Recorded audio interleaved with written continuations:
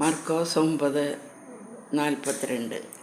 വിശ്വസിക്കുന്ന ഈ ചെറിയവരിൽ ഒരുവനെ ഇടർച്ച വരുത്തുന്നവൻ ആരായാലും അവന് കൂടുതൽ നല്ലത് ഒരു വലിയ തിരിക്കല്ല് കഴുത്തിൽ കെട്ടി കടലിൽ എറിയപ്പെടുന്നതാണ്. നിന്റെ കൈ നിനക്ക് ദുഷ്പ്രേരണയ്ക്ക് കാരണമാവുന്നെങ്കിൽ അത് വെട്ടിക്കളയുക. ഇരു കൈകളുമുള്ളവനായി നരകത്തിലെ കെടാത്ത അഗ്നിയിൽ നിപതിക്കുന്നതിനേക്കാൾ നല്ലത് അംഗഹീനനായി ജീവനിലേക്ക് പ്രവേശിക്കുന്നതാണ്. നിന്റെ പാദം നിനക്ക് ദുഷ്പ്രേരണയ്ക്ക് കാരണമാവുന്നെങ്കിൽ അത് മുറിച്ചു കളയുക. 2 പാദങ്ങളുള്ളവനായി നരകത്തിൽ എറിയപ്പെടുന്നതിനേക്കാൾ നല്ലത് മുടന്തനായി ജീവനിലേക്ക് പ്രവേശിക്കുന്നതാണ്.